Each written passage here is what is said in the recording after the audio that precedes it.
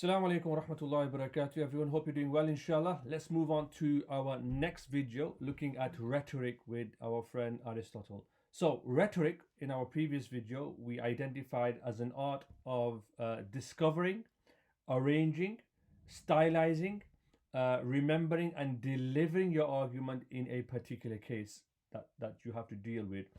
But what are the variables of that particular case? And what does the rhetor need to know, the person who's delivering, what does he or she need to know in order for their case to be persuasive?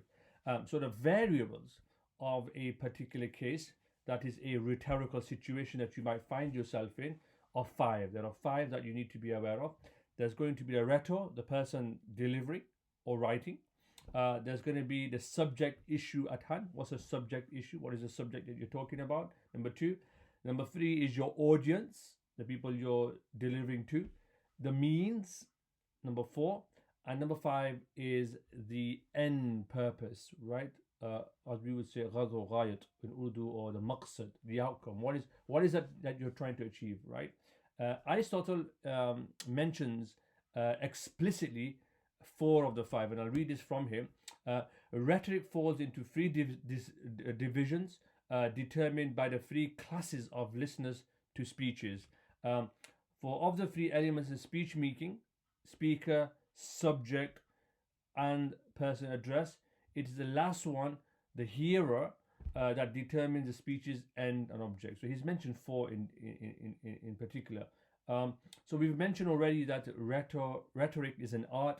So the means of persuasion, the invention, the organization, the style, memory, and delivery make up the art of rhetoric itself. So you need to know these five things in particular, right? But let's take a step back for a moment. How does each variable participate in any rhetorical situation? So the first one that we've mentioned of any rhetorical situation is the rhetor, the person speaking or the person writing, or rather the audience's impression of the rhetor's character as well. Okay, so although prior reputation matters, your own situatedness matters, any rhetorical moment requires the rhetor to discover available means of persuasion by calling attention to their character. Okay, you play to your strengths, you avoid weaknesses to establish credibility. So it's also about your situatedness, how you're perceived by other people, right? So you should have self-knowledge, and Socrates know what you know and what you don't know. So know your limits, right? And one's actual words establish this rhetorical character. Okay, so one must attend to them to establish and maintain credibility. Very, very important. This is the first thing. So in terms of the rhetor himself, right? How do people perceive you? Knowing yourself, your limits of what you can talk about and what you can't talk about. The second variable is the subject matter, as we mentioned, generally, and specifically, this would be the defined issue at hand about the matter. Okay, so different subjects would call for different means of persuasion. Okay, so just think about, like, for example, when you write in an academic subject, right? Or for example, if you're writing a lab report for a biology class, you would have to appeal differently, for example, as opposed to writing an essay on Shakespeare, as an example, okay, for an English class. And even if a good writer can do both well, so even if you're good at writing a lab report and you're writing a good essay, you're good at writing essays, you still need to know this really, really well as well. And so, of course, different subjects also call for different types of writing, different kinds of writing, different genres included as well. So, so there's another crucial issue at hand. What exactly are we trying to persuade our listener or reader of? Sometimes this might come in the form of a question. For example, should we go to war or not? Right? Is the accused guilty of this crime or not? Should we admire this person or not? Right? And sometimes it can take the form of a response to a statement. For example, resolve, we should declare war. Right? So the second thing that's really important is persuasiveness requires knowing exactly what one is discussing, right? So you have the person talking and the subject matter. And what are you talking about, right? The third one is to know the people that you're speaking to, the audience, right? And so, whether you're writing to them or you're speaking to them, you need to know your audience. You need to know the people that you're speaking with. And so, different types of audiences will require different types of appeal, right? Is the audience young? Is it old? Are they educated? Are they uneducated? Is it a mixed audience, right? So you need to be persuasive to someone, right, and to the recipient of your message. So this is the third one. The fourth one is the means, right? The variable is the means, which comes from the art of rhetoric itself, right? Um, Remember that the rhetoric employs 5 sub-arts of rhetoric: invention, organization, style, memory, and delivery, right?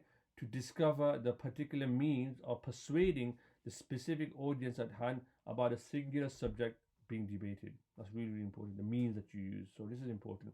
And the fifth one is really important, which is the purpose. What is your purpose, right? And it might seem really simple, deceptively simple even, that you want to persuade your audience. That's all you want to do, okay? But persuasion is not the ultimate goal, right? Because you can persuade an audience to think and do things, right? So because audiences need rhetors when they are making judgments, deciding what to think or to do regarding the situation at hand, they need people like us to help them make informed decisions. So in some ways, Aristotle calls the audience the judges. They are the judges. They're the ones that judge ultimately, right? Because they are the ones who are going to make judgments and decisions based on what you're saying or what you've written, for example. Okay? So the ultimate purpose of any rhetorical situation is to what? To persuade an audience to make the best decision possible. To persuade an audience to make the best decision possible, as opposed to saying to persuade an audience, right? We're not trying to persuade an audience per se. What we're trying to do is give people enough to be able to make the best decision possible. Okay, so this is so. In other words, rhetoric is an art of practical reason, right? That helps people flourish by making the best possible decision, right, and to encourage them to make the best decision. And so this is very, very important as well. And so, whether that's to decide the best public policy, whether that's to free someone who's been wrongly accused of something, admiring something that's truly admirable, whatever it may be, right? This is in your interest. This is the best decision. That's what it's about. It's not about persuading people per se as well. And so, as Aristotle assumes that human life is difficult, and we need. He would argue that we need good fortune to be happy.